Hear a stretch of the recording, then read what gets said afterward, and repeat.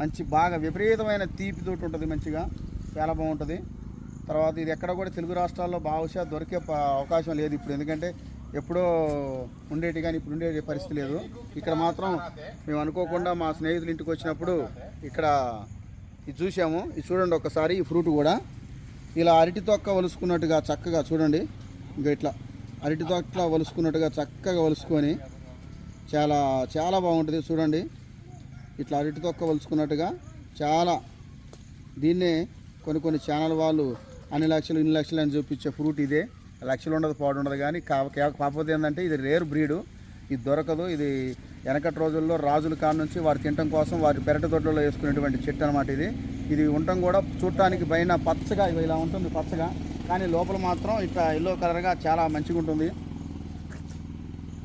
వా ఎంత రుచిగా ఉందంటే ఎంత రుచిగా ఉంది, తీయగా చక్కగా ఉంది.